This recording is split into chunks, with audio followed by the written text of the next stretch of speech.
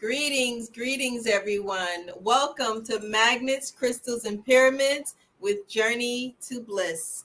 We have a special guest tonight, Dr. Shakoor, and we have a beautiful conversation coming up with you guys. So stay tuned with us and stay listening.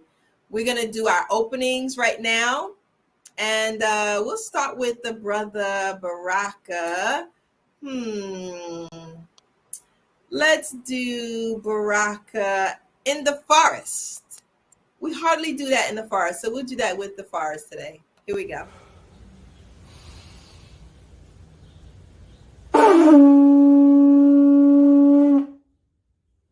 Calling out the warrior in you, the healer in you, the king, the queen in you, the trickster in you. Every single day we are called to walk in our purpose. Answer the call. Lay down your burden and anything that's holding you back and take your rightful place. The battle is everywhere and it's right in your face. Let's go.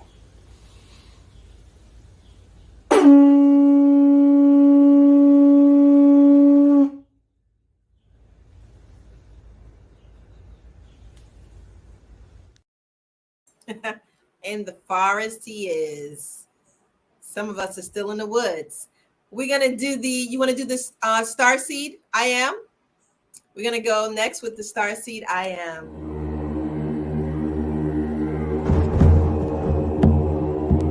Success.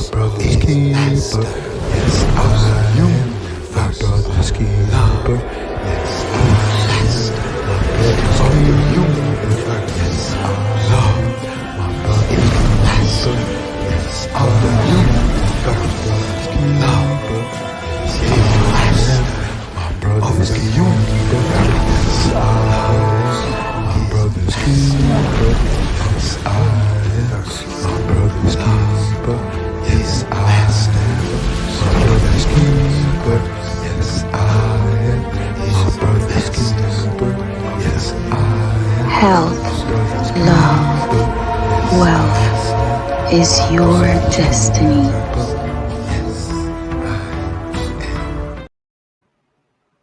Yes, I am my sister's keeper. All right, we got some commercials here for you guys. While we're doing the commercials, shout out what state, city, or country you're from. We're going to start with the t-shirts with Brother Shaka.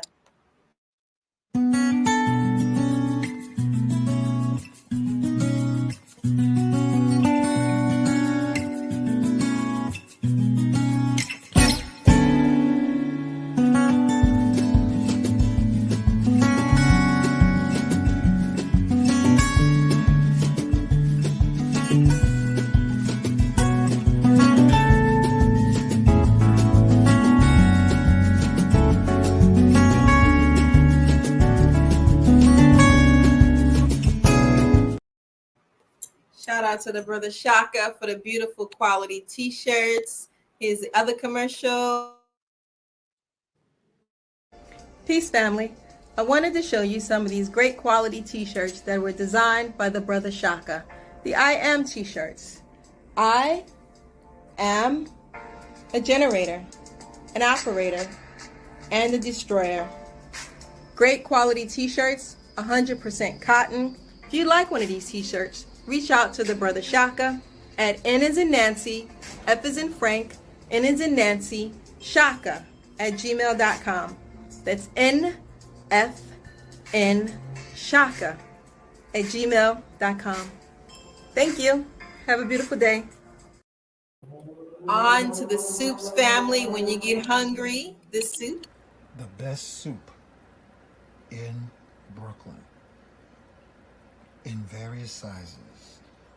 Coconut Raw, 1396 Fulton Street, Tuesdays, Thursdays, and Sundays.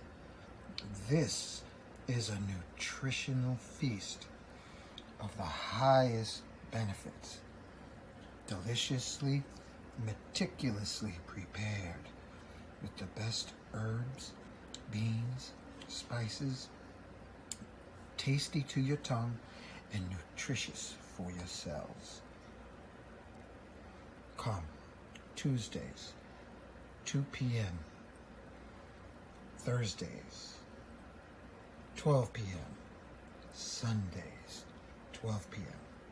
Coconut Raw, the best soup in New York City.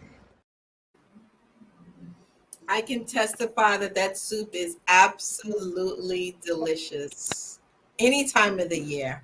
And here we are with our young musicians. Here we go. Family, I am here with a magical moment of young musicians. And this is Kim, Sister Kim, and she has a message about investing into the future musicians of our community. Sister Kim, tell us what you got here. Hi everyone, Kim, proud parent of children at the Big Apple Leadership Academy for the Arts. We teach HBCU high stepping marching band to our kids from age 5 and up. It is a free after school program, tuitionless, and it's open to all. Our kids are amazing. If you can, jump on our website. We're looking for support, donations. Our kids need new instruments so that they can high step on. Our website is www.bola.org, BALAA.org. And I appreciate the time. Thank you. Thank you so much. And so family, listen up close. We're talking about investing in the artists of tomorrow. By investing in them, if you have a little expendable change to invest in the youth, the genius, this is the opportunity. And in this description on this video will be the details of sending your donation to PayPal or Zelle or Cash App. Yes. Right? Yes. Okay. So thank you for your support. Our children are the future.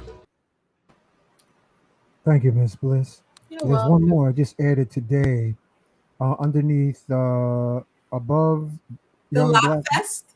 Yeah, could you play that, please? Gotcha. Family, Lockfest, Saturday, September 9th, 2023. Sister, what do you have happening at the Lockfest? Tell us about it. Hello, peace, love, and blessings, everyone. My name is Kim, and I am promoting Lockfest NYC 2023. This year, it will be at Restoration Plaza on Fulton Street. This is all about locks. It's about celebrating the beauty of dreadlocks, the culture, the history, sustainable, healthy living, peace, love, and vibes. Come on out, bring your family and friends. Tickets are available on our website, www.lockfestnyc.com, and Eventbrite. Peace, love, and blessings. And then what's the hours? The hours are noon to 8 p.m. Okay, and is there a donation? Donations are accepted upon entry, but tickets are available on the website and Eventbrite. Excellent. Thank you. Be there. Thank you. Okay. We're in for a treat, family. Thank you for listening, what part of the world you are tuned into. Bliss, thank you for the wonderful opening, the graciousness.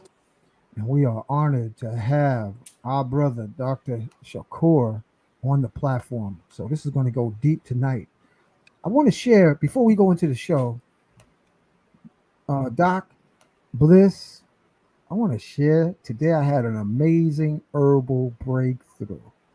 I'm not going to talk about it because I just want y'all to know we got to do a special show about this, Miss Bliss. This is major. Mm-hmm. Something in the past we've talked about Kinkaliba tea, its miraculous benefits. Special acknowledgement to Uncle Sheikh Amadou Bamba for the mystical name of Kinkaliba tea called Sihar. Today, while on my bike, I got a download like a mofo. And spirit guided me to another herb that is literally incredible. Bliss. You might have to carry ID after dark. They might arrest you and send you to high school after you tap into this one. This is literally an incredible mix. And I'm going to tease y'all tonight. But I did the muscle test with the Kinkaliba, and then I added this other herb, held it to the cup, and when I lifted the cup, it felt like it may weigh like an ounce. Crazy powerful. So I'm going to be the test pilot beyond the muscle test, and we're going to do a special show about this in the near future, Ms. Bliss. But unlimited possibilities with this one. This one's crazy. So all of you brothers and sisters out here that want to have the wisdom of age with the magic of youth, y'all better tune in the near future, because it's about to not go down. It's about to go up on the women and the men. All right. That's all I'm going to say. So I'm excited. I'm like, oh, I mean, it's that kind of intensity.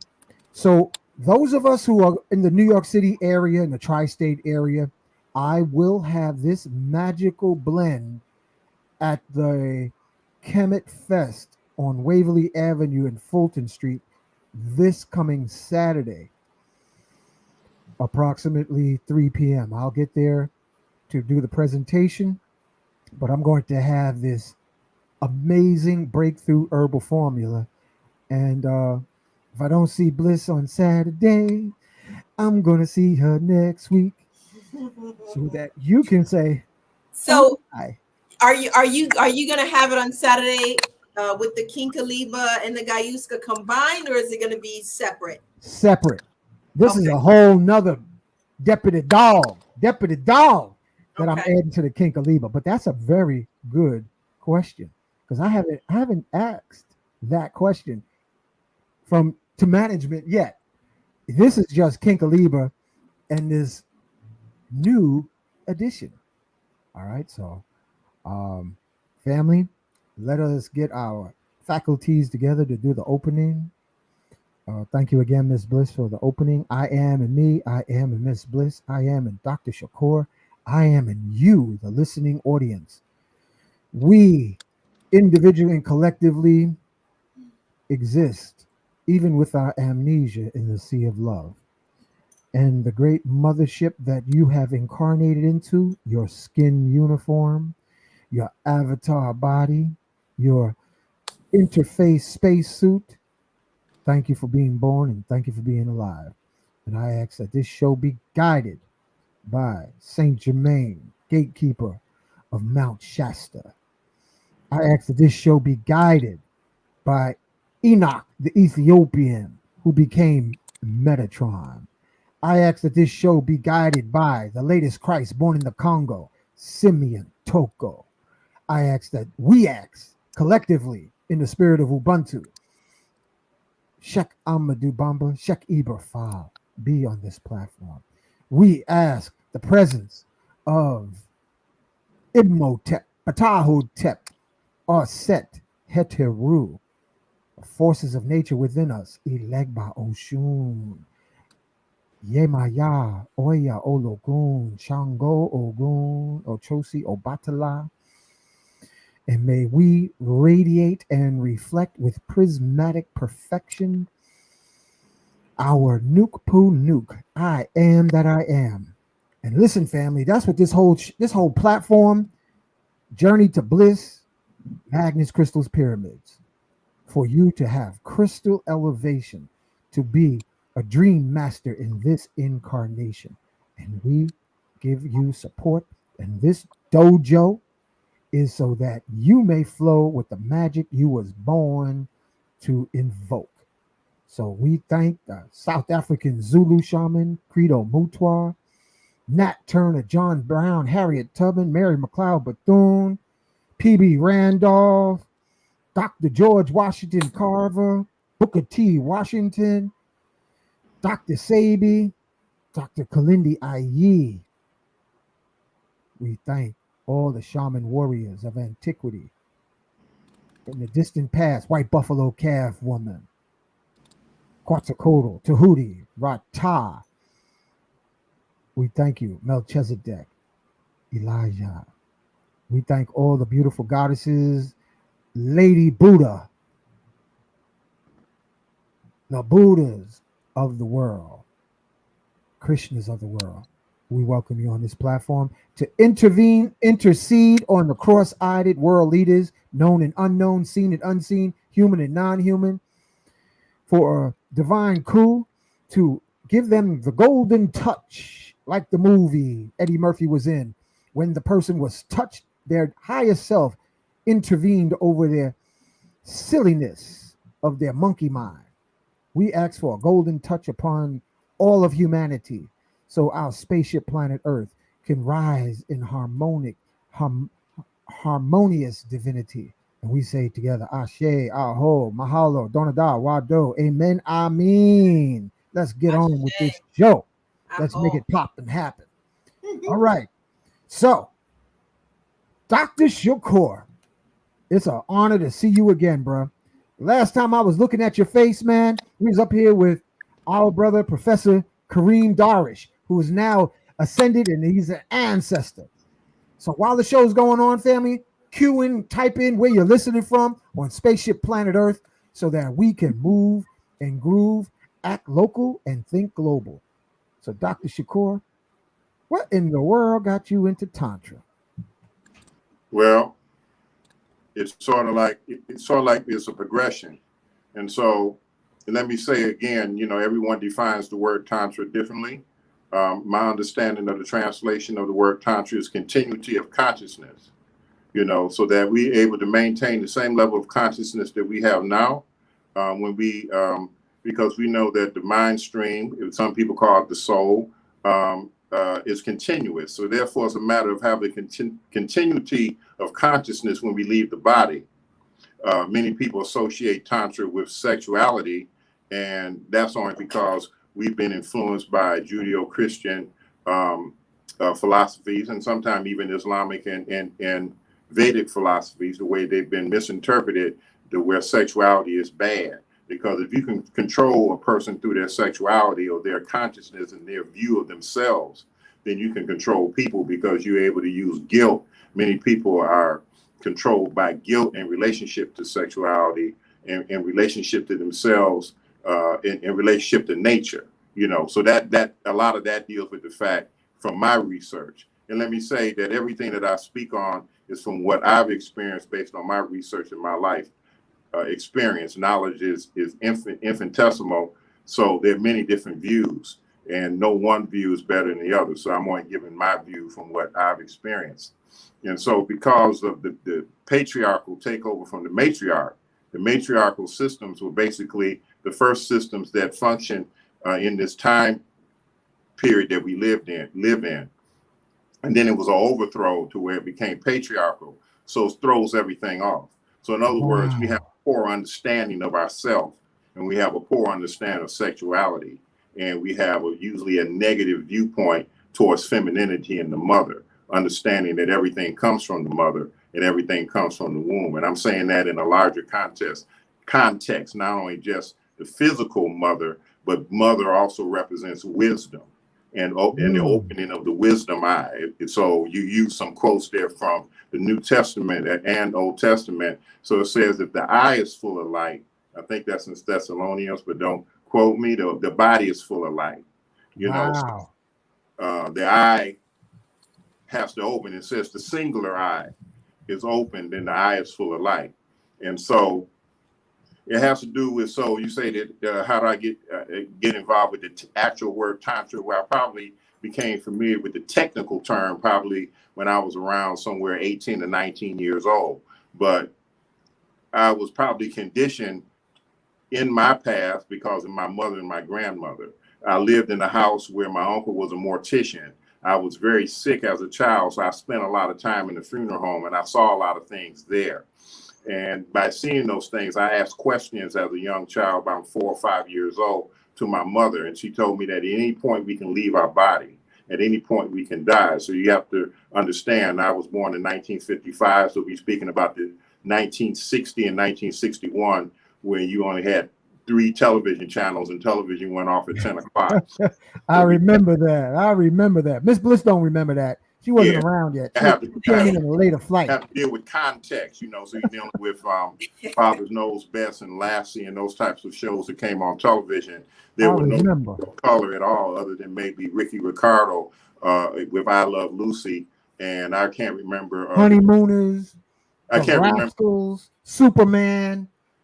Yeah, there was Jimmy a brother Olsen. that did the tap dancing on the Shirley Temple show. Man! But that was so the first Lone Black Ranger. I got all that in my head, man. I know what you're talking about. The first Black person I remember that was famous when they had Ben-Hur, the movie Ben-Hur, and Woody Strode was in that movie, and everybody went to go see that.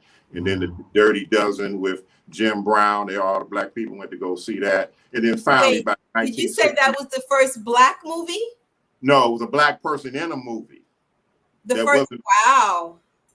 From my memory, that might not be the first, but my memory, that wasn't playing what you call what we call Uncle Tom role. That's what we used to call it back then. Wow. Woody Strode played a gladiator, and Jim Brown was in the Dirty Dozen. Lee Marvin had produced that movie, so he actually played an actual character that wasn't a stereotypic type of personality. And so we didn't have our first actual person on television until Dr. Cosby with the I Spy. That was, I think, 1966. So I remember that. Yeah, so that, you don't remember that. You ain't got I don't want to, I don't want to belabor that, but I'm just saying that basically I started energetic sciences when I was 8 years old, technically in 1963. And that was Zen Buddhism, Hatha Yoga, and Aikido in 1963. And then from that took me into begin to study Hatha Yoga more intently and Tai Chi at the age of 13. And then I just continued on with it because I was very sickly as a child, and these arts helped develop my body and strengthen me. And so I continued on with it throughout my lifetime. That's amazing, bro. Studying yoga, first studying the Hatha Yoga, and then you study the other aspects of yoga from a Vedic point of view. You finally come upon what they call Kundalini. Well, they call it Raja Yoga, which is the royal yoga. Within that, there's the Kundalini Yoga and what they call Tantric Yoga. You know what I'm saying? And so then you have a right hand and left hand path, and the left hand path deals with actual sexual engagement, wherein the right hand path or right hand path deals with more visualization of it. And so I studied those things. Left hand and right hand. Wow. That's what they call it, left and right. Okay, some call it red and black tantra and all that. But all I'm saying is, one group dealt with actual physical contact, the other group didn't. By the time I was 25, I came in contact with a gentleman by the name of A.A. Bhairava, who was an African American or a black man that taught me Kemetic Tantricism, Shaivite Tantricism, and this Tantricism in general. He was a very rigorous teacher. I love him to this day. But it was psychologically, he destroyed my whole view of the world, because he had a woman's temple, and he only allowed 3 males to come into the temple. I was lucky to be allowed to be in, but it definitely wrecked my view of the world. And then it rebuilt it to understanding the importance of the mother and the importance of how things actually should be. Oh boy, wait. We got to throw Bliss up there in the front. How I got in contact. I'm confused. So you said he destroyed your view of the world. What did you think about? Well, everything was male view. I was very much into Sunni Islam at that time, and I had a very male oriented view from how you were raised. I mean, I loved my mother and my grandmother, and naturally there were male personalities in my life. But what I'm saying, understanding it from a theoretical and academic point of view, and actually looking at the world a certain way, that became more into focus once I began to study and train with him. Let me put it that way. Wow. That So sounds his thing was to unlearn you, not that he said, I'm not going to teach you anything, I'm going to unteach you. right. Wow. So strip you like you stripping an onion. Wow. Down the actual core of you, to get in touch with the actual core of being. So that's how I actually got in touch with the actual word Tantra and its related concepts from that. Interesting. That sounds wonderful. That's fascinating. I Never wish heard it put like that. man who came on this platform would say something like that. Well, I mean, I have a Sagittarius rising, okay, and I'm Right on, brother. based on basic astrology. But a Sagittarius rising basically search for the truth. My mother always told me, I remember at 5 years old, I sat at the dinner table and I asked her about the Bible and the truth. She said, the truth is in my heart, that human beings make mistakes in textbooks for many different reasons, political reasons, ignorance, or for whatever reasons. As we know, you can't rely on text. You have to rely on your heart. Okay, so that was actually my first main teaching that came from her. So my first guru and teacher was my mother. And as I live, I still reflect back probably on most of the things she said to me. Probably other teachers I said just really reinforced what she said to begin with. Wow. God bless your mom, and God bless all our moms. My mother lived. My mother's in the Ancestral. She went to Ancestral 2 years ago. She lived to be 102, and her body stayed hot for 8 hours after they had said she had passed away. As far as a lot of Qi, brother. The doctors. Yeah, the Qi. That's a lot of force.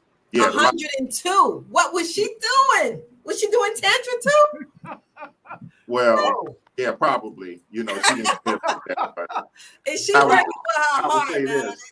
I will say this. My mother encouraged me on everything that I'm doing today. She encouraged me when I started with the Aikido. I was the only Black person in the class. So I was treated very unfairly, and that's just putting it mildly. But she made me go back and say, this is how life is going to be. You cannot quit.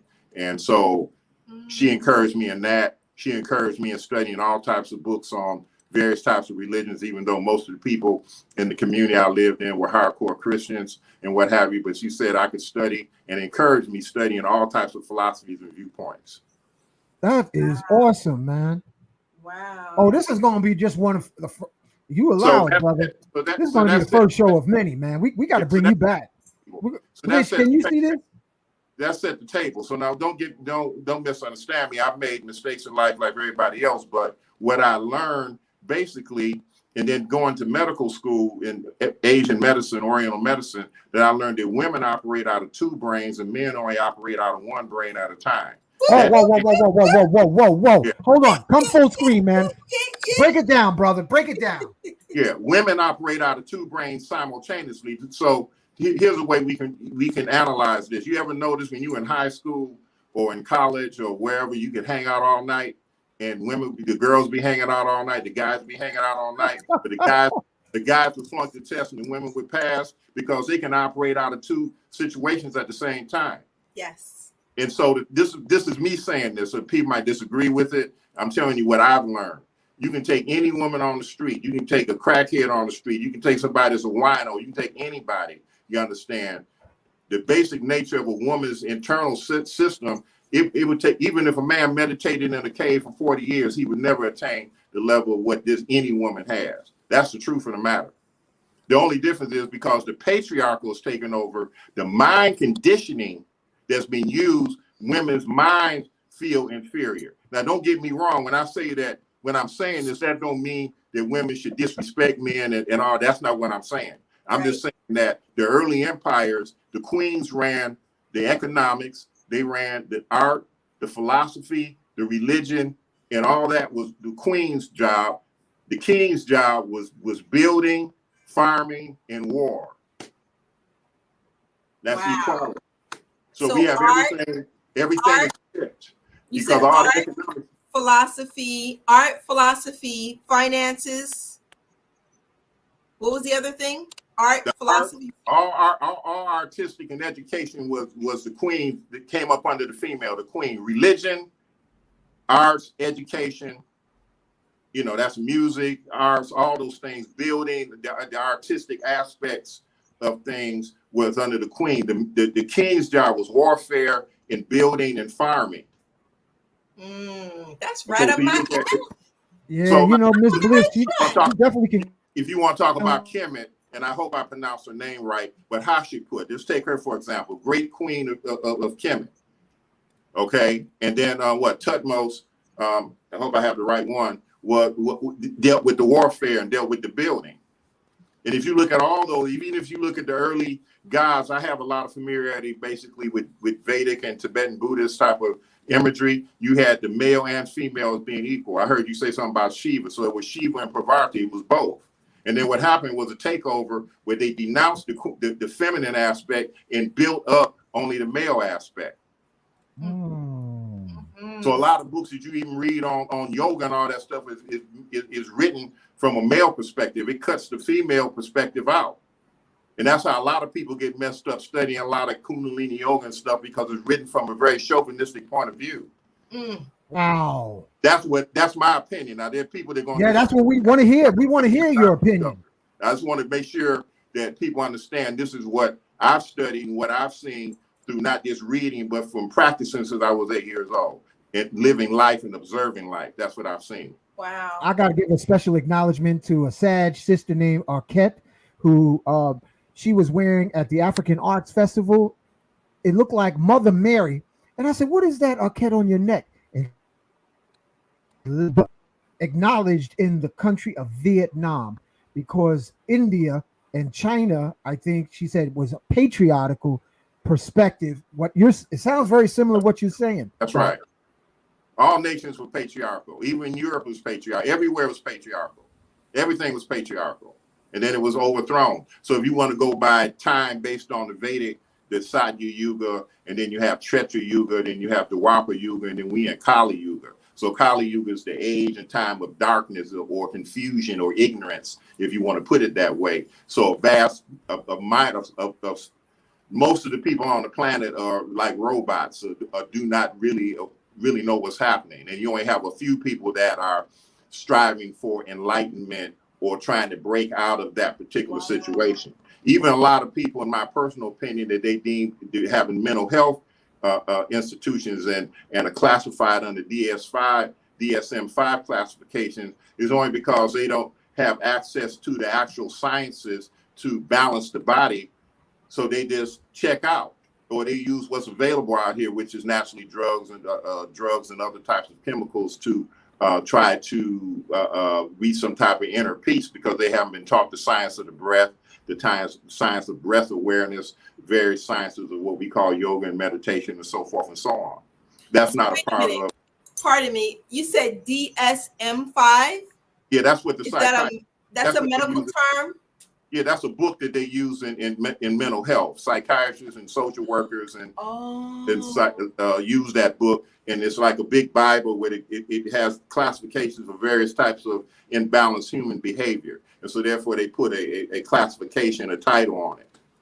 Like people use the word narcissism, for example. That comes out of DSM-5, for example. So are you saying that someone who is schizophrenic, bipolar, who has some sort of, mental psychological disorder or was diagnosed that way can heal themselves via like Tantra or yoga or meditation?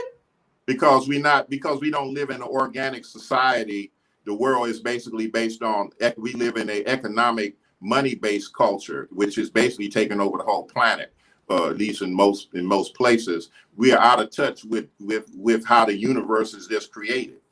Mm-hmm. I mean, this is take something very simple. The fact there was a time when I talked about when I was born, right? So TV went off at 10 o'clock. So technically I went to bed at 8 or 8:30. Now things began to progress up to the 80s and 90s where people, television started to, when the Tonight Show, then it was Arsenio Show, and it was this and that. People staying up 2 and 3. Now with social media, people are up watching stuff 24 hours a day.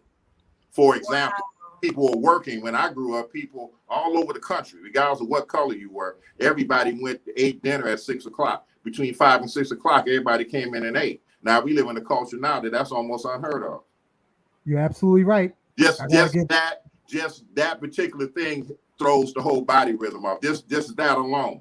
The fact that the family would sit down at dinner and talk about dinner things. There was no radio going. There was no TV going. There was none of that. People talk. That brought families together around food and conversation. We don't have that.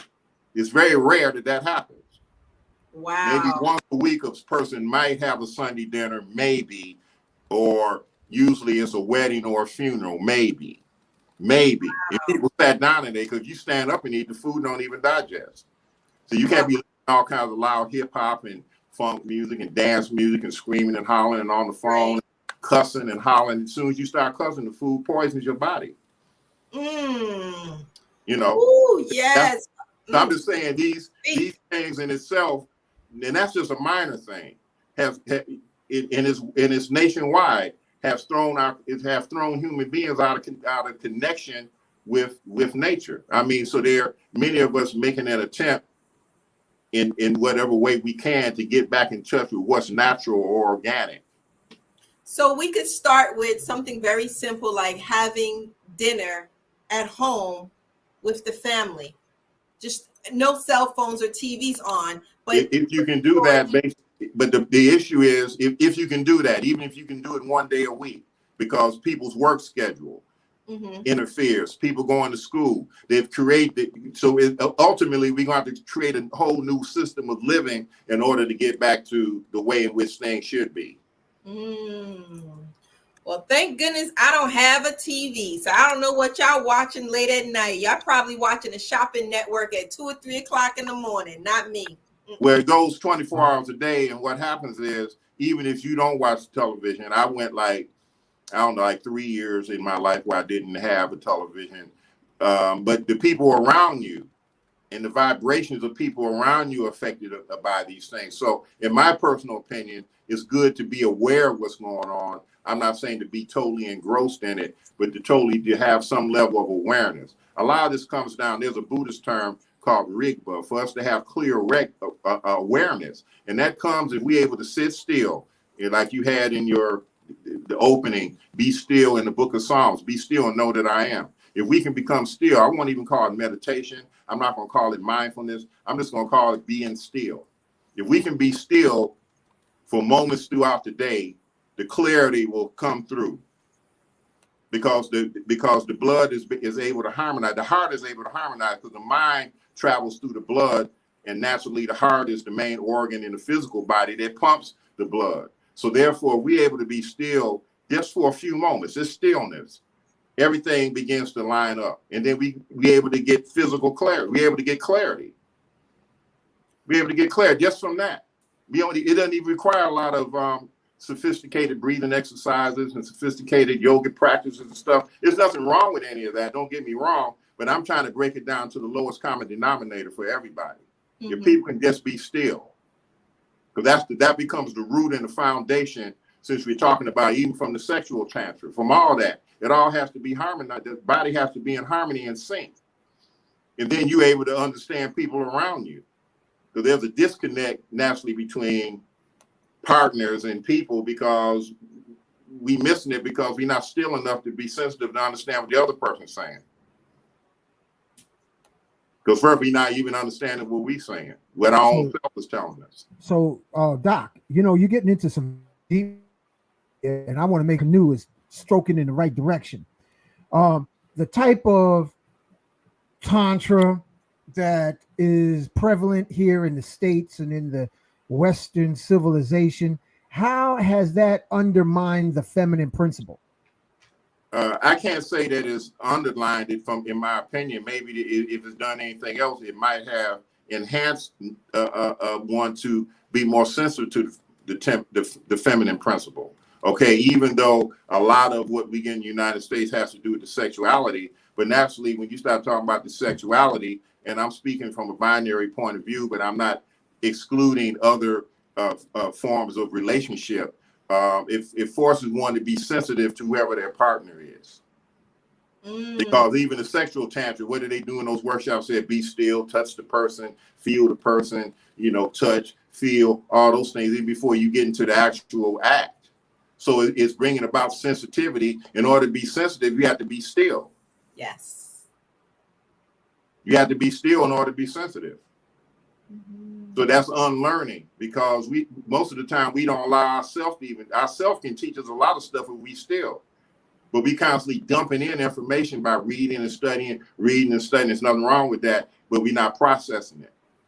It's not being processed because we're not still enough in order for whatever we've learned to actually, for us to process it, to actually get the actual wisdom, if I can put it like that, out of what is no more different than refining wine or refining something.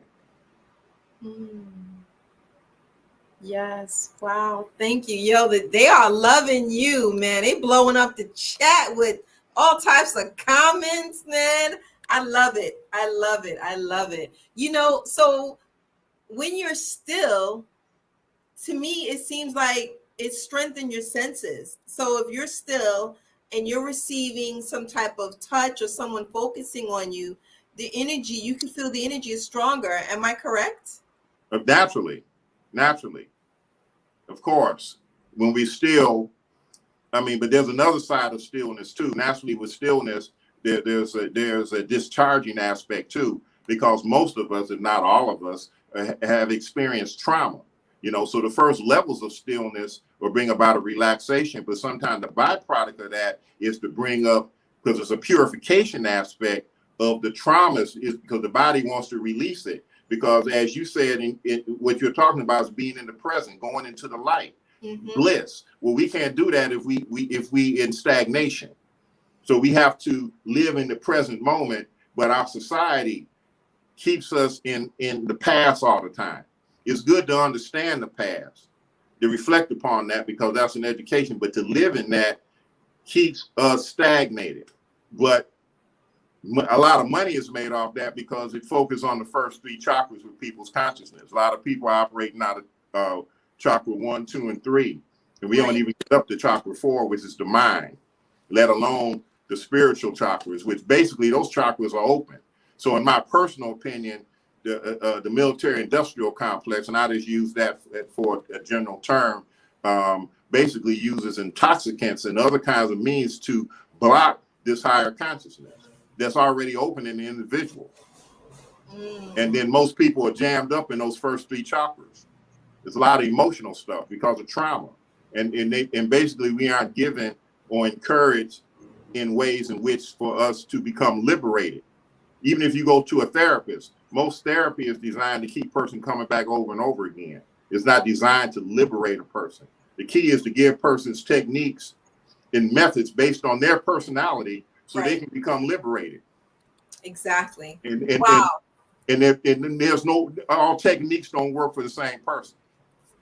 So therefore if a person's a therapist, but even if they're not a therapist, you have to sit still and yourself will tell you the methods that are good for you. Your own self, if you're still enough, your own self and spirit guides that are around you will guide you in the right direction.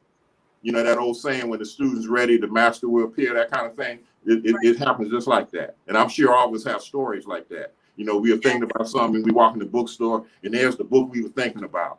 There's the person that we was thinking about. You know, that we all have that story. Right.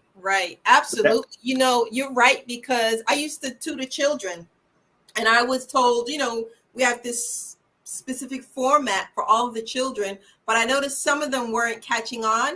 And I realized that some of them, they had to have like the abacus in front of them because they were visual, and other ones were more like audio. And each one I had to learn how to teach them or tutor them in a different technique or a different way. So I agree with you with that, absolutely. And then the other part, I noticed that we were doing a meditation, which was like a crown chakra meditation. But 90% of the people struggled because they were stuck here in these lower chakras. And now that you mention that, it all comes together where I could see more where we are stuck in a lot of these lower chakras. In order to be able to reach the crown chakra, the third eye, you got to work on all of these lower levels too. Yeah, the third eye basically in most people is already open. Now, in my personal opinion, the military industrial complex, and that includes the big corporate structures, do everything they can to damage people's third eye. Now, there are people that are going to argue with me about marijuana and what have you. I'm only speaking about it from what I studied. You know, it puts a film on the third eye. It goes into the liver energy, and I'm speaking of the liver energetic body. So in Afro-Asian medicine, you know, and the reason why I'm saying Afro-Asian medicine, we know that most of this medicine came out of Kemet from most of the research with Imhotep. You understand, the great master teacher. Then it went into Greece, okay? Then it went into the Middle East, and then it go into India, and then it went into China. And because of wars and what have you, and because China was one of the last few countries that was westernized, they were able to preserve in Tibet, they were able to preserve a lot of the ancient teachings that had been collected from Kemet, from when I say Kemet, not just the East African aspect, but the whole diaspora of Africa, the Dravidian civilization, as well as Australia, as I understand it. Okay, so with those type of that type of situation happening like that, again, we've been thrown off kilter. Mm-hmm. But the liver end, no, I know what I was saying. So we have three bodies. We have the mind body. Some people call it soul, so I'm not going to debate that. So we, you know, it's the formless consciousness. Right. Then we have the energetic body, which people call Qi, Prana, Lung, whatever word you want to use for that. And then we have a physical body. So when I say liver, I'm speaking about the liver energetic body. And in the liver energetic body is where the ancestors live, where our personal ancestors live. It also connects us to our Akashic record. So they purposely use intoxicants, all food, period. Everything that goes in our body is processed through the liver, because the liver is the container for blood. So it's almost like a pyramid. You have liver here, spleen makes blood, and the heart pumps blood. So it's a triangle. And then the lungs are like the assistants. Okay, so what they try to do is jam that liver energy up with excessive amount of alcohol. I'm not saying that people shouldn't drink alcohol, but the excessive amounts of it. And a lot of the alcohol that's available is not pure alcohol. It's all kinds of chemicals and all kinds of other man-made products and that are in it that damage the body. You're not dealing with pure marijuana in many cases, and many other substances that are not. If we're not taking them under the guise of a qualified shaman, you know, like certain mushrooms and what have you, they can cause damages to the third eye and the vision. They can do that. And so there again, I don't want to debate back and forth because there's good in it and bad in it, but I'm saying what the military industrial complex promotes and what's out here on the street. Like I want you to touch on, Doc, I want you to touch on that, what you said about the marijuana and the liver and making a film over the third eye. Could you expound on that a little more, please? Come on, man. Take the break. What it does is this. Our body is naturally chemical. Our brain, and the first thing that forms in the field is the brain, the spine, and our kidneys, which is the physical component for the chi or energy in the body. So we naturally have vision. As little children, we had vision. As little children, we can see things and do all kinds of stuff. So we really don't need no help to open none of that. That's what I mean by that. But what happens is we do these other things, but we got to chill out because we stressed out from things that are going on in society. So it's easier to smoke a joint or to do this or do that so I can chill. I got to cool. I got to have a drink. I got to do this. That's a part of our culture in order to function. You understand? Because we overloaded in an unnatural environment and have all types of stress on us. All I'm saying in the organic sense, we don't need any of that, but just to be still. But a lot of time it takes a moment for that to happen. So I call it like, there's a difference in going to the store and buying food than going to McDonald's. Because you go to McDonald's, say, give me number 1 or number 2, and you have it, and you eat the food, but what's the side effect of it?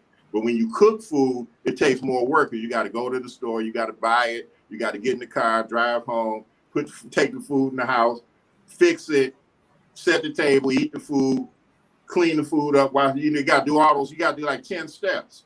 Not only that, when you're cooking the food, you're cooking with love and in energy. You putting that energy into the food, and then when you sit down eating it. So when you live in the economic situation that we live in and the hustle bustle that we live in, it becomes difficult. I mean, cooking and being a house person, housewife or house husband is work. When people were preparing meals, like my grandmother 3 times a day, that's work. They cooking breakfast. Yes. By the time breakfast finished, they got lunch on, they got dinner on. You know what I'm talking about? That's work. Yes. But it became unappreciated. Exactly. I've been working 2 jobs, Rising Sun. You see that? I've been working 2 jobs. So that's really all I'm saying. Come home, take care of the household. Yo, that's why I got to rub your feet. Huh? I didn't hear you. So women, it is like working 2 jobs. You know, with all of the things that they're doing, and then when they're cooking and they're putting all of that energy into and the love into it. But years ago, women didn't have to work. I mean, the times that you were talking about, do you remember like the women in your family working a lot? I remember all that, but you didn't have throwaway products either, like the Magnavox stereo that my mother bought in 1949. It still works at the house now. I know what you're talking about. If we can name appliances that we get that we can keep over 10 years, even over 3 years. Do we keep how long our cell phones, do we keep them, or they last? How long do any of the products that we buy, even couches or tables or furniture, automobiles, anything else, is throwaway? We live in a different culture. Then we constantly being pushed every 30 days, every 3 months is a new style to come out. So if you dress in a certain way, I got to have this, I got to have that. That kind of stuff wasn't like that back then. You see what I'm saying? That's a big difference. So we're in some sort of loop where we're just spending, and we're not really focusing on loving ourselves and each other. I'm not saying anything that everybody here hadn't heard before, that is saying the African American or Black community or African community, however term we want to use, that we are like the 3rd largest consumer. We spend trillions of dollars, but we don't produce anything. Because we have to wear certain kind of clothes, certain kind of gym shoes. We got to have all this stuff. But if you look at other cultures, they ain't buying all that stuff. The people that make it don't buy that. We have to buy those things. So it gives us a false sense of I am somebody. Right. Wow. Yeah. So our mind shape our mind consciousness has to change. Where maybe we make, like the T-shirts I saw, we make our own clothes. We make our own shoes. Because that's what people did back then. Well, you see, this is where racism becomes viable for the corporate setup, because if you have racism, you have people that feel less than what they truly are. So then they buy things to get a sense of normalcy. That's so they can get a dose of dopamine, oxytocin, serotonin, endorphin, $100 pair of sneakers, or extra long eyelashes, fake wigs, fake nails, fake butts, fake breasts, and then want somebody to tell them the truth.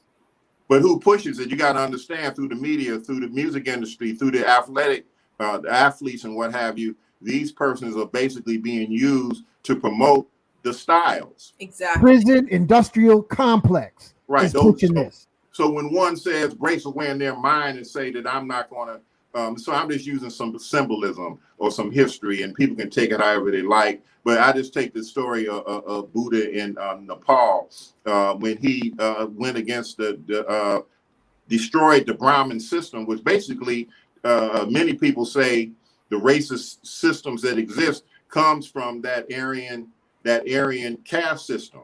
Okay. So the point is, Buddha broke it. Okay. That particular Buddha means to be enlightened mind. It's not a person named Buddha. Anyone can be a Buddha, because Buddha means to have the enlightened mind. And we also know from Shakeout to Diab, I just want to make sure that I put the cultural context in this, that basically it came out of Kemet, you understand, from the Amun-Ra cults and what have you, the bald head, the shaving, the actual clothes and all that were clothes and fashion in Kemet during a certain dynasty, which that dynasty doesn't come up now. But Shakoor-African, as well as several other historians have related that. So I just wanted to make sure I put that there. But the point is, various individuals have come along in time, and what they did wasn't just the spiritual teachings they were teaching, but they broke the racist and sexist systems that were set up. So they oppressed dark people and they oppressed women.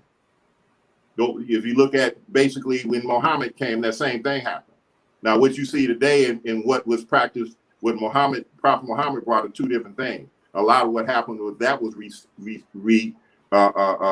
they usurped that after 3 generations. So a lot of what you see in these countries and stuff is the oppression of women, when actually it came about to honor the mother. So that's why they turned the prayer back to Mecca, to the Hajj, which is named after Hagar, a woman. So they moved the direction of prayer from Jerusalem, which is the patriarchal, back to the matriarchal.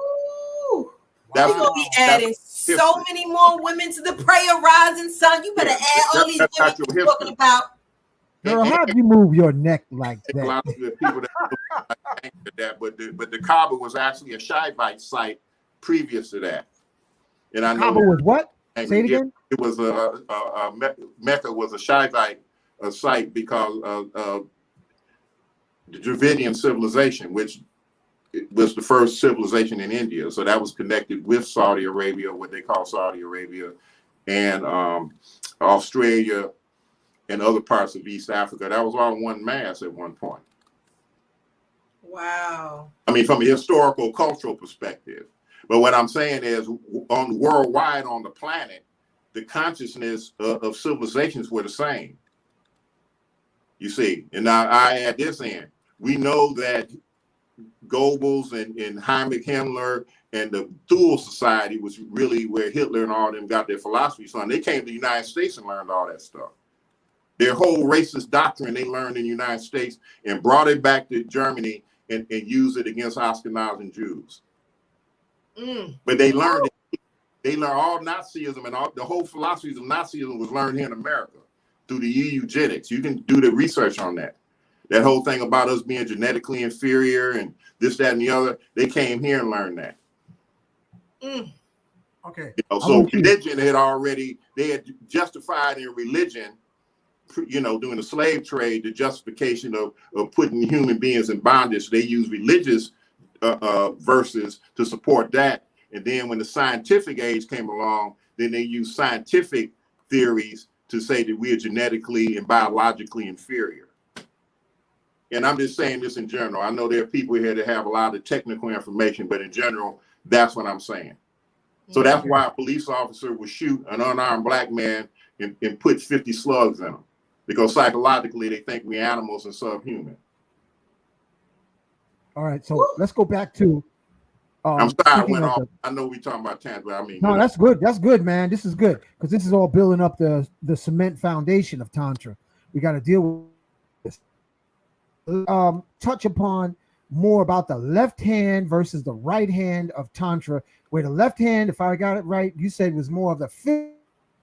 I'm just using terminology. I want to hear about that right hand where you're dealing with the energetics. In other words, one aspect of it deals with the visualization of energies.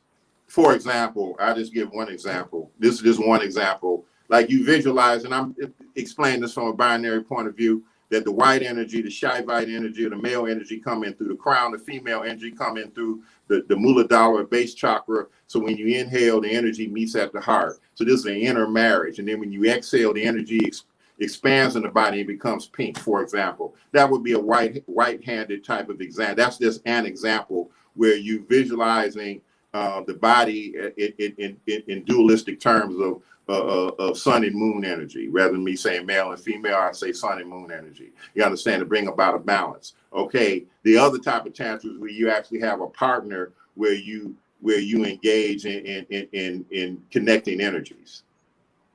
That's all. Man, you did a real smooth editing, man. That's real smooth, Doc. That was real smooth. I want you to get more into the energy application. And which side do you call that? what do you call it? The sun or the moon style, or the left or the right, or the black and the white, or the black and the red, or the blue and the red. I want to make sure I get a little foundation on the cornerstone. Just to be correct, you understand, most tantric books that we get or written, they talk about in the binary sense of male and female. And so for me to be correct, I'm just going to say partners in energy. Okay. Mm-hmm. All right. So with that being said, the first level is you have to be able to do both in order to be, in my opinion, in order to be skillful in it. You have to be able to visualize through practice, through stillness, number one, and then first doing research on yourself, research on the energetic geography of the body. Mm-hmm. You know, and different systems use different geographies. So some systems say it's 7 chakras or energetic vortexes. Some use 5. Some say it's 19. Some say it's this, that, and that. So whatever system a person feels comfortable in following, understand that energetic map. Then you have to be still enough to be able to visualize, after you look at the map as a mandala on the outside, then you have to be able to visualize that energy moving in your body. And that requires time. And it takes time to do that. Okay, that would be more, so that's one part. Then the next part is being sensitive through communication with your partner to actually engage and be able to communicate, because physical sex is nothing but a form of communication. But if people aren't able to communicate consciously, it will soon burn out in a short period of time. That's very well said. That's very well said. That's from, in my opinion, from what I've learned. Okay. It doesn't make any difference what system a person wants to follow. There are many different people that have many different systems. You understand? All systems will probably work, but you have to practice it and be devoted to the practice. What happens with a lot of people are impatient and they read about things and they want instant results and stuff. And it's just not instant. Even if you have a blissful experience, that's experience at that moment. One has to continue to practice. Just like, remember I said, it's continuity. It's like we constantly breathing, right? Mm-hmm. So we have to constantly practice. You know, you said when you're having intercourse with someone, have you ever heard of anyone who could see the other person's ancestors or spirits or anything around them?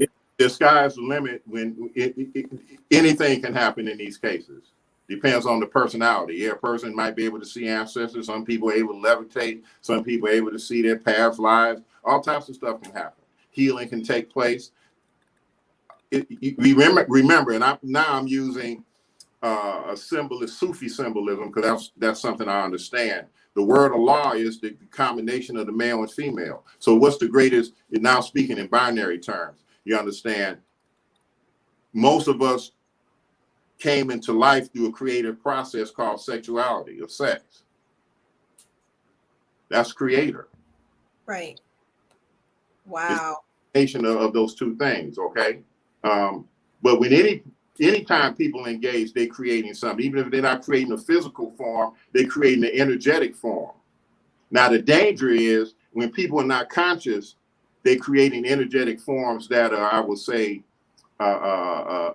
negative energy forms. It's the only way I can put it. Mm-hmm. And we have a lot of negative energy forms out here because people have the wrong understanding, and their mindset and how they go into these things is demented.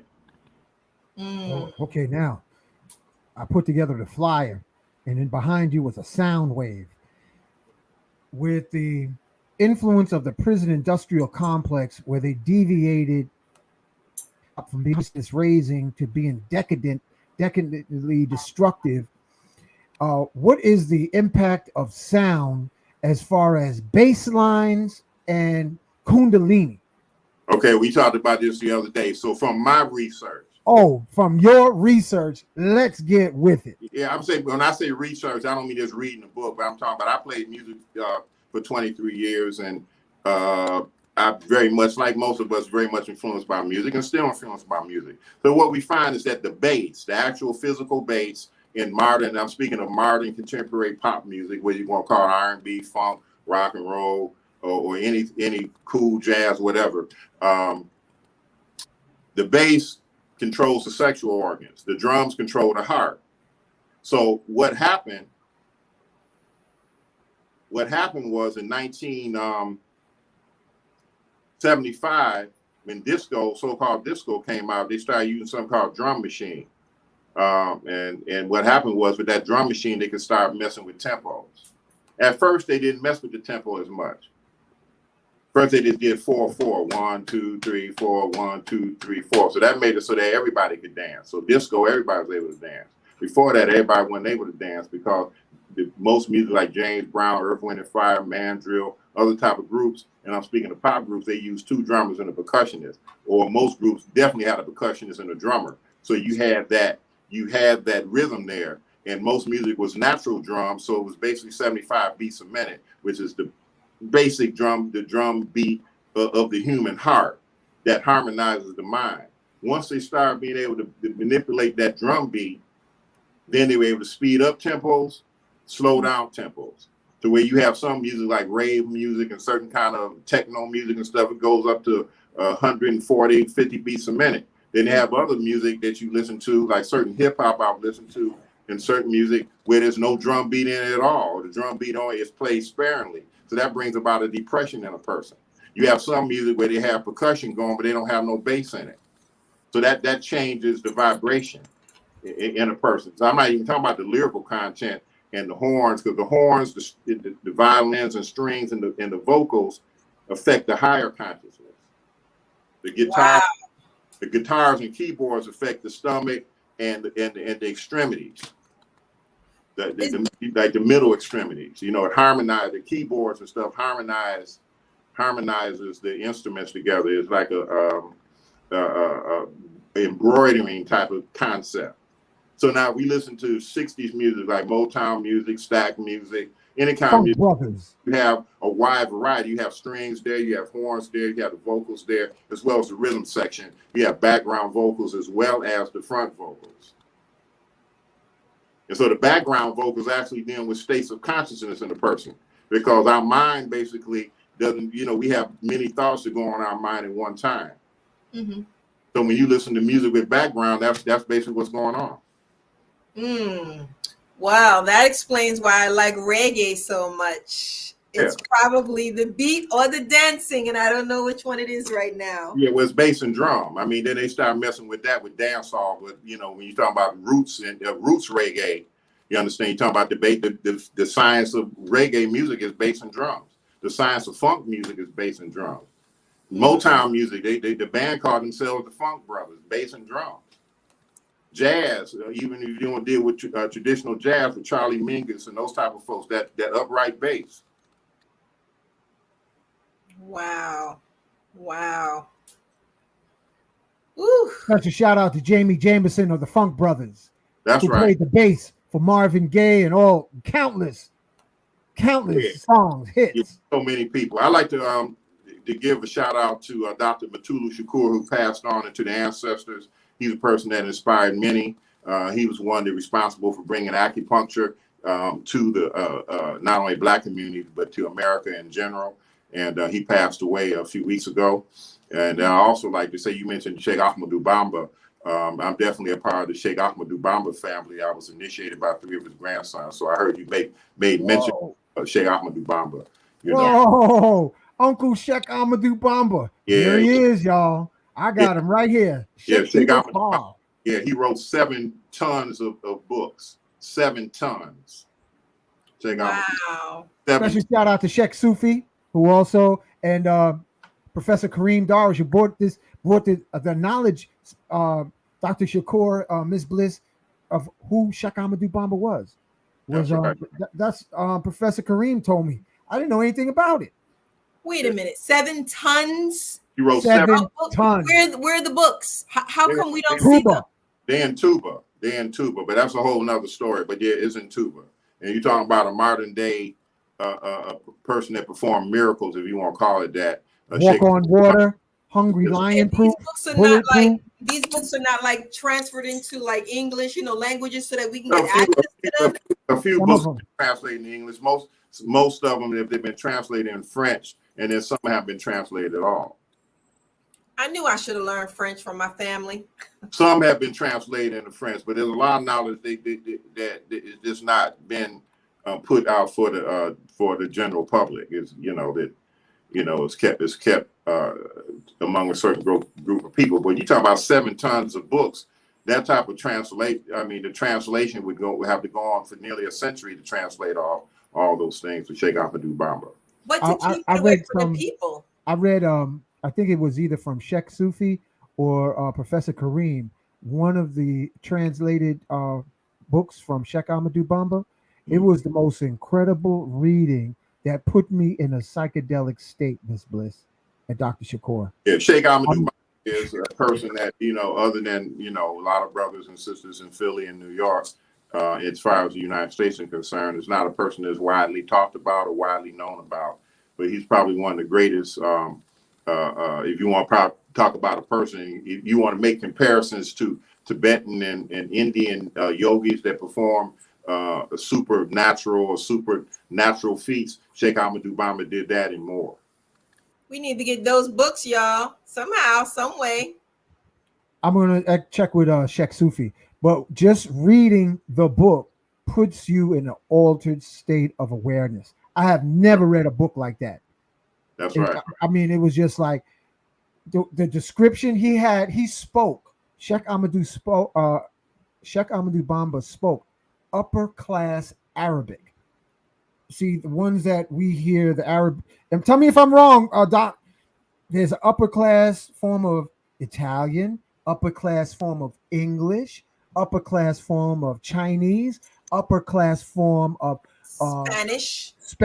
Yep. So you can tell where the person is on the economic ladder by their command of their language. Well, I'll say 2 things about Shakoor-African Bamba. Shakoor-African Bamba's family, he comes from a family of scholars dating all the way back to the Prophet Muhammad, and he is a direct descendant of the Prophet Muhammad. He is in that bloodline. That's A. And then speaking of the mother, his mother prayed. She said, I want to have a son, even though he might not can be a prophet, but the closest thing to that, because in Islam, they believe that Prophet Muhammad was the last prophet. So Shakoor-African Bamba, they could actually hear him praying in his mother's womb. So Shakoor-African Bamba is a result of his mother's prayer, because she prayed for that type of personality. How powerful are women when it comes to praying and accomplishing something that they want? In particular, like if they're trying to have a baby or manifest anything, how powerful is that? Well, this is what I found. And my mother said this to me one time.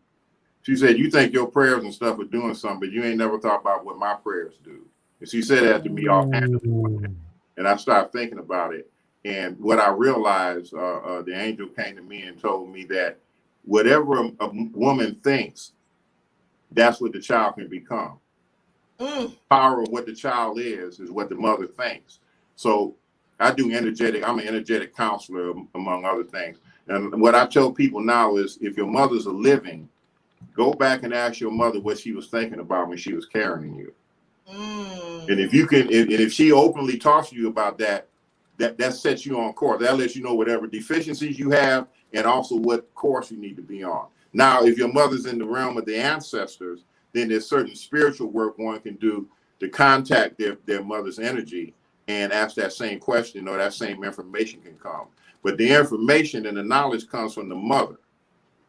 The mother sets the course. Yes. There are many proofs in history. We talk about Shakoor-African Bamba, but many say, if we talk about Krishna, if we talking about Buddha, we talking about a lot of these different personalities because their mothers prayed for a certain type of personality. And in the case of certain divine goddesses that are on the planet, same thing. The mother is the one that has the power.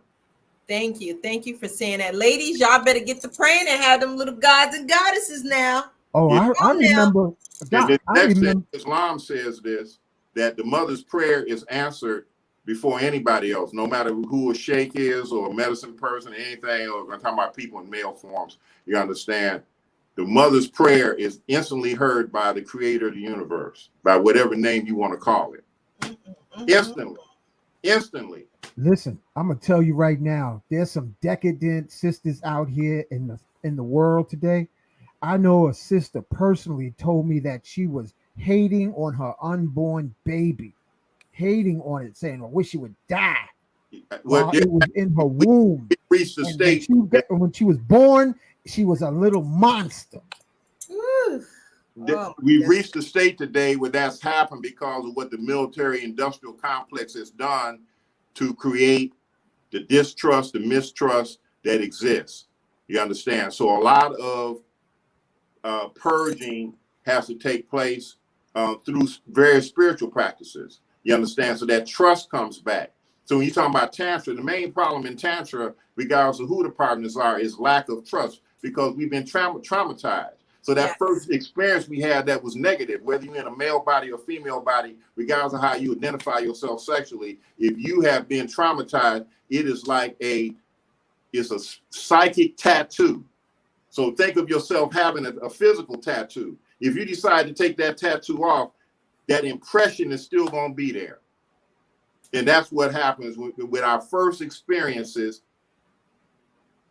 And unfortunately, sexual assault or rape or abuse and all these types of things are so prevalent in our society that most of us are victim to that or some type of trauma in our first relationship. I remember another sister who said that she would talk to her unborn child and said, if you're not coming into this world with a gift to make this world better, don't come.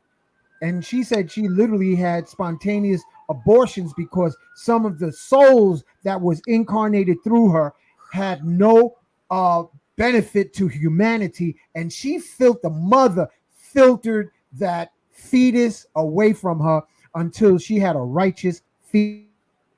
Well, everything you're saying is true. Everything you're saying is true. All I'm saying is all that is true. I'm just saying when you speak about Tantra, the continuity of consciousness is that we have to hopefully be able to harmonize traumas and stagnations that exist in our consciousness. And many times it manifests physically because we hold on to them, and then the body begins to take on these diseases or imbalances. So we have to begin to, and we are doing this. You are doing this with this show. There are people around the country and around the world are making a move back in that direction to where we have to get back to our natural organic self and come to clearness and reality that a lot of times trauma can't be used as a medicine because it already happened. We can't change what happened in the past. So it doesn't make sense to allow the past to control our present consciousness and our present action, or the actions that we do today is based on previous situations. That becomes probably the major issues that exist in probably most relationships. Yes. For all of us to various degrees. Yes. You know, and so we got to get back to a real this is a responsibility that all people that are concerned about this have to take steps towards. But it starts with being still. And the next thing it comes up with, that ain't nothing wrong with you. That, you know, there's so much information saying that we born in sin to begin with, and all these different types of things that automatically put us in a mental psychological deficit, that something's wrong with us. It ain't nothing wrong with us. We have imbalances and challenges, but it ain't nothing innately wrong with us. That's the biggest con, and I'm probably gonna get in trouble for saying it. You ain't got, you going light. Saying that a human being was born in sin. That's the biggest con ever told. And you know what? They messed with the book. They're not everything the Lord said in that book. They're actually ETs that had a gangster agenda over humans that thought of them in awe. Just like Genesis. What does it say in Genesis? Let us make man in our image. Right. That's DNA manipulation. And then when God said he's a jealous God, you know, the universal spirit isn't jealous. That's another character. That's a little Tasmanian devil that slid in on some Vaseline into your scriptures. Straight talk, no chases. But I guess the point I'm trying to put across is this. We have challenges. We've had things that have happened to us. Those are real things. They're stagnations and blocks. But what I'm saying is we can't self-identify ourselves with those things. That's what I'm trying to say. There's something that you identify yourself as being negative. We send negative messages to our consciousness, and our brain works like a computer. We send it there like Google, and that's what happens.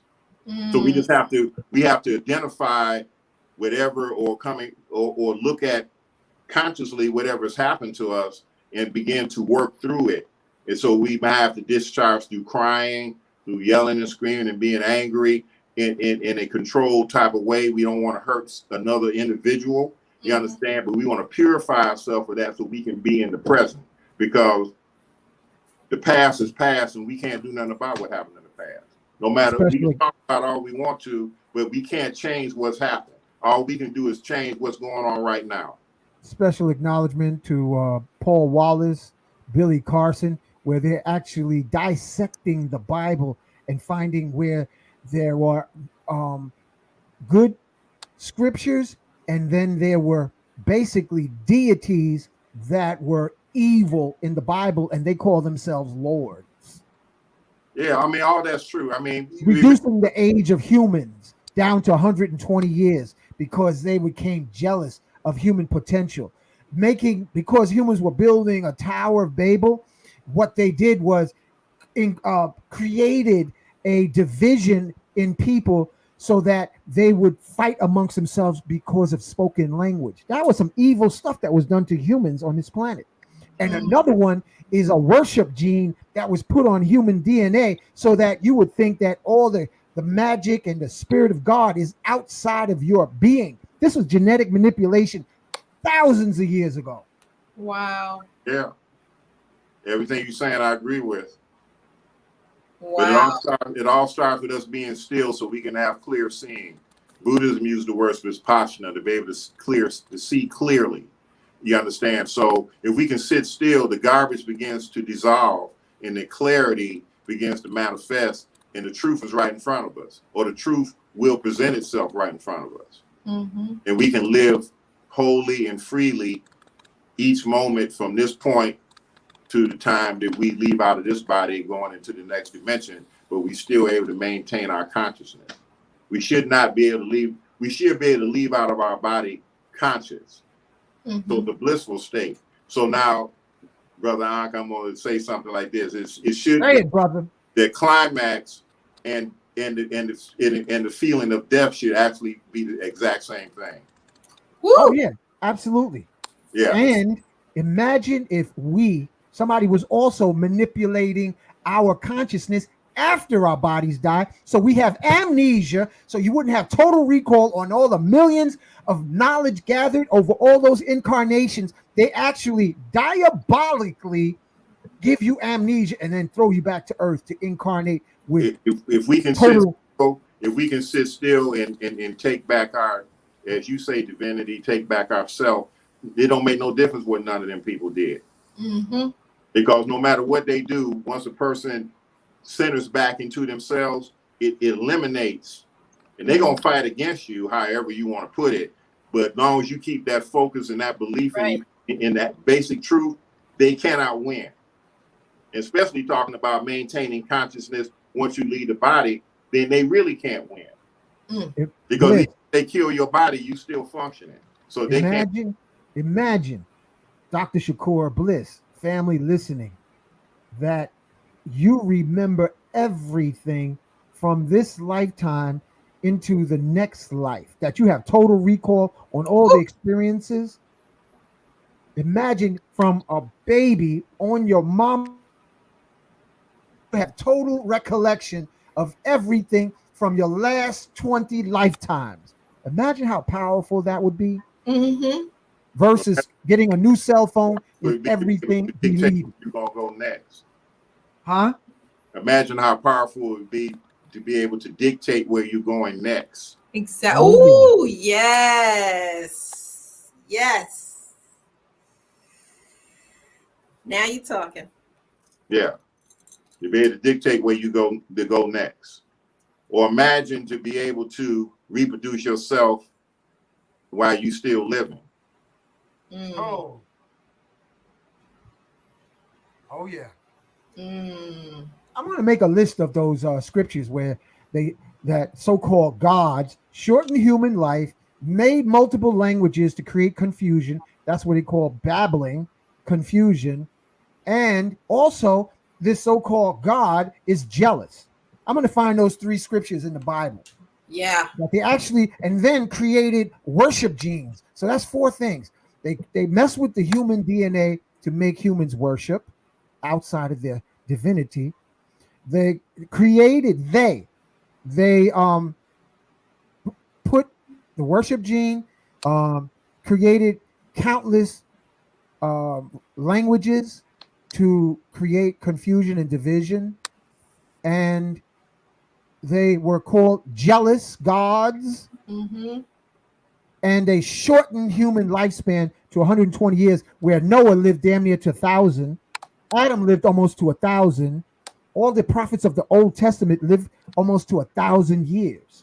So, but wait, the reason we're not living to like 1,000 years, does that have anything to do with food? Does it have anything to do with the cell phones and the computers? Does it have anything to do with the air, the poison in the air, our lifestyle, our mental? It's a combination of things, right? Partially. But these gods literally did a diabolical adjustment on our DNA so that you would start breaking down. Women break down after the age of 25. It's a slow descent. And men start breaking down a little bit later. But they did a diabolical design. So essentially, if a woman isn't on her diet and attitudes and emotionally is correct, she only got 20 years. So she has to basically start taking care of herself at a young age. She is already stacked against us by somebody doing genetic manipulation, because in the Old Testament, remember, women would have babies hundreds of years into their life. It still happens in the mountains of Pakistan. Women are having babies at 175. Men are living past 250 in it's called Hunza water, Hunza. Look it up, family. Hunza Mountains in Pakistan. They live easily past 300 to 400 years of age. Yes. Am I right, Doc? Yes. That's very correct. Yes. That's very correct. You know, so you're right, Sister Bliss. You know, it's a combination of many aspects of why people's lives are shortened.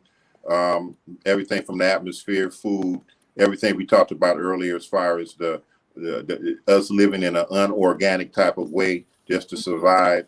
All those things together, and much more, has contributed to that. But we also know that we're going back into another golden age eventually, and things will again be like Satya Yuga.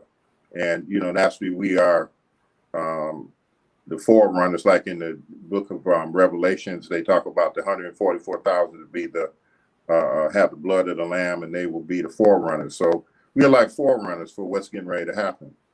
There is a change, there is a shift happening, and it's happening all over the planet. There are people that are waking up everywhere, right. You know, and it's happening.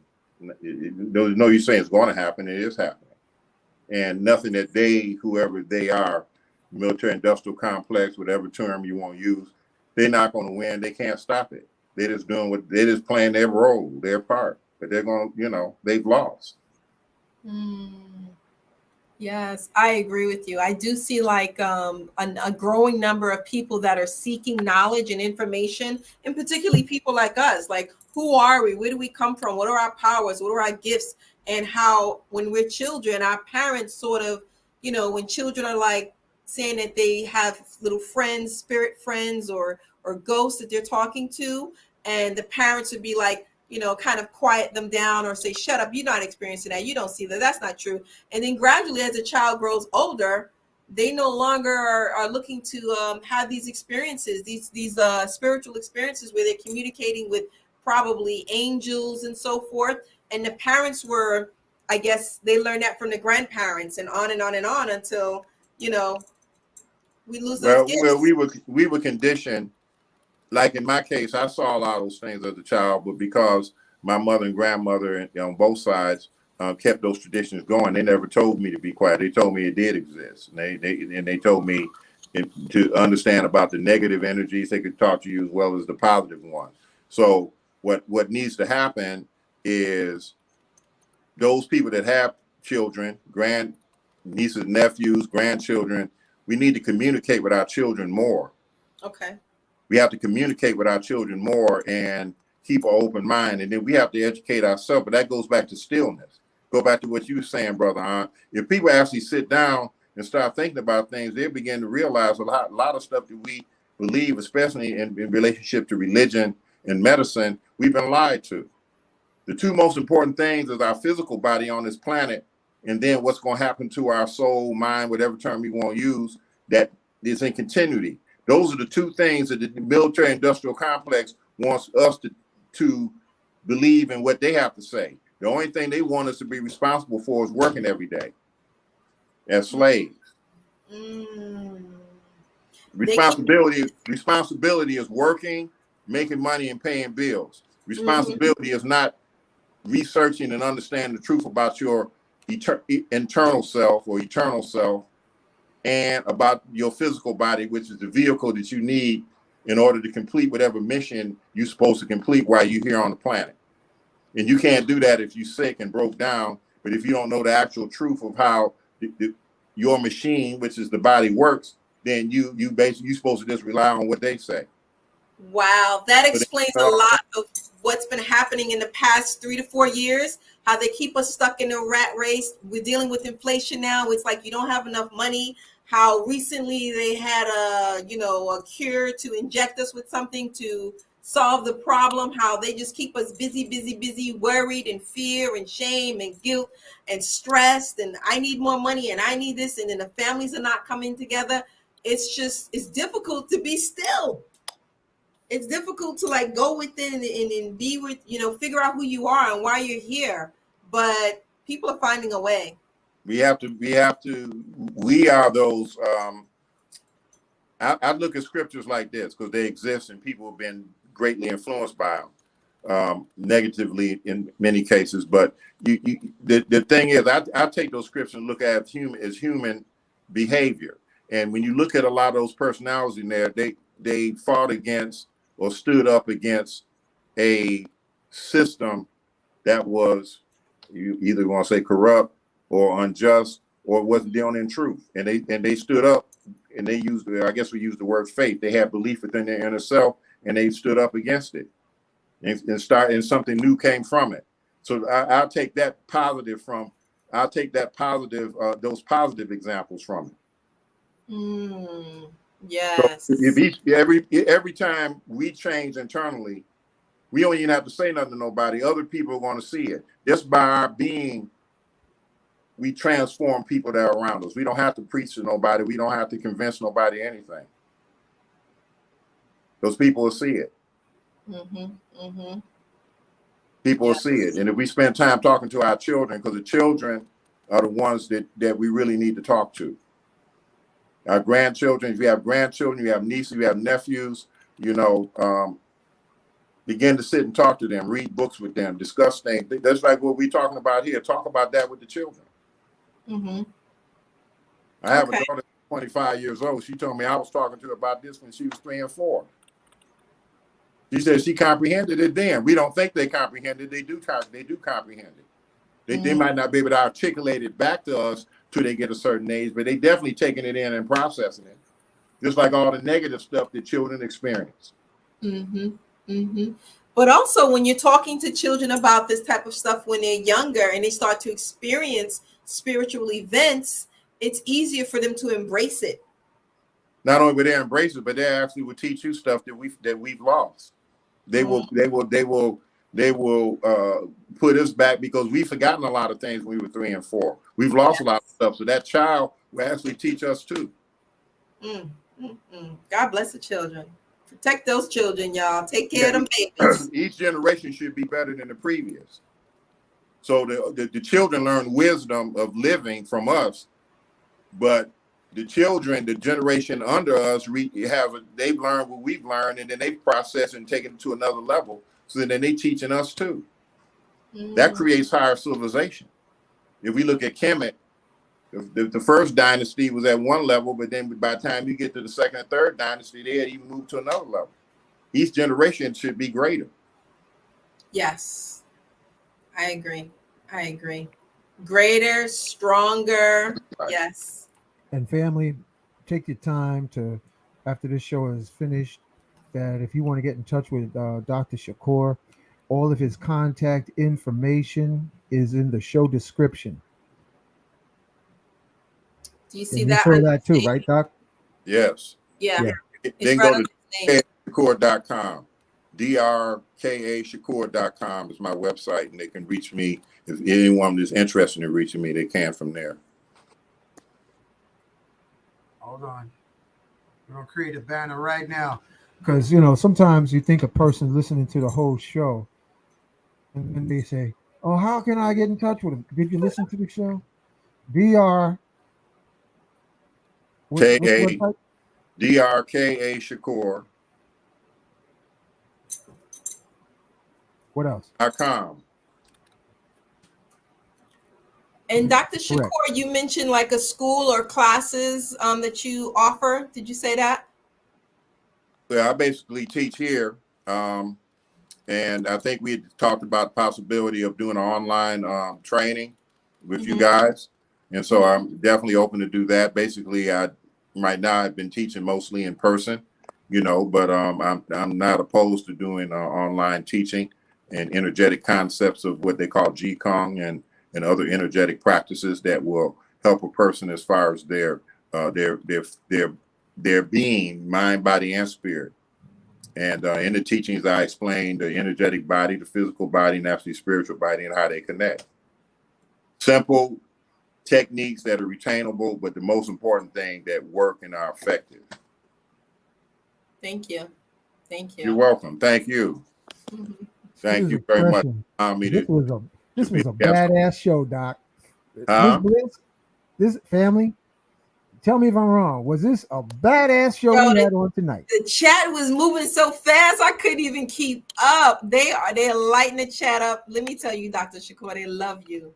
They love the information you're providing. They love your energy, and we are so grateful to have you. Well, thank you for allowing me to be here, and I'd like to again give a prayer out to Brother Kareem Darwish, who I met Brother Aunt, long lifetime friend. Still, even though he's with the ancestors, I still feel him. But I also want to give a shout out and praise to all my teachers, because basically, starting with my grandmother and my mother, but all my teachers, because if it wasn't for them, I wouldn't be able to sit here and talk to you. So it's just a continuity of what they taught me, and then what I've learned, and I'm the sharing. The whole concept is to share information. Hopefully some of this information is useful. Whatever isn't useful, don't use it, but whatever is useful, add it into your toolbox for survival and for advancement. Yes. When you said that, my kitty cat jumped up in the chair. Now she's working her way around the back of me. You see that, Bliss? Look, that's her way of saying, I got your back, Big Daddy. I got your back. Look at her. You see her? She's gonna sit down. She's like, oh, I like this energy. And we got accolades coming in, brother. Bliss, you see him, right? Yes. Peace and blessings to everybody. I'm gonna get ready to sign off, but Hotep, Abar Ghani, Salam Alaikum, peace and blessings to everybody out there. May love and divinity manifest in everybody. Ashe, Thank you. Ashe. Thank you very much. Very much. Thank you. Thank you. All right, family, have a wonderful night. You want me to put the closing on? Oh, yeah. Go ahead, Bliss. Okay. Do it with your... Say often, yes, I am. Supreme shield of protection surrounding me. Yes, I am. Yes, I am remembering all I was born to do. Yes, I am. Take hold of your crystal, which will magnify your I am affirmations at least 600%. If you don't have a pistol, you better have a